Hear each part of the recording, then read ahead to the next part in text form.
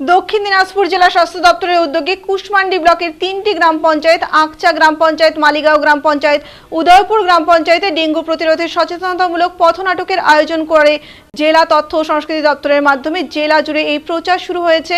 বুধবার বড়গাছি হাট এবং মঙ্গলপুর হাটে ডেঙ্গু সচেতনতার পথে নামলেন খনাপালা গান অবলম্বনে পথনাটক করে লোকনাট্য দল।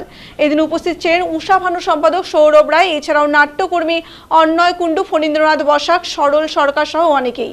এই বিষয়ে উষা ভানু সম্পাদক সৌরভ রায় বলেন, দক্ষিণ দিনাজপুর জেলার স্বাস্থ্য দপ্তরের উদ্যোগে ডেঙ্গু প্রতিরোধে সচেতনতা শিবিরের আয়োজন করা হলে প্রতিটি মানুষ উপকৃত হয়েছে বলে জানান উষা ভানু সম্পাদক সৌরভ রায়।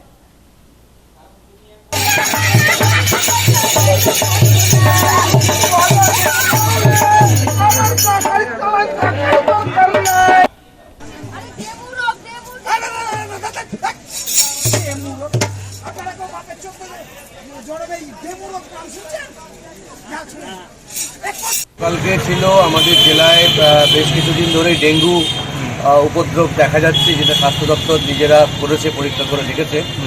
সেই বিষয় নিয়েই আমাদের দুটো প্রচার পথনাটক ছিল। জেলা জুড়ে এই সমস্ত লোকশিল্পীরা কাজ করছেন। গতকালকে কুশমন্ডি ব্লকের বড়গাছি এবং মঙ্গলপুর দুই হাটে আমাদের কুশমন্ডি ব্লকের শিল্পীরা পথনাটকের মাধ্যমে মানুষকে সচেতন করেছেন ডেঙ্গু থেকে কিভাবে আপনি নিজেকে নিরাপদে রাখবেন।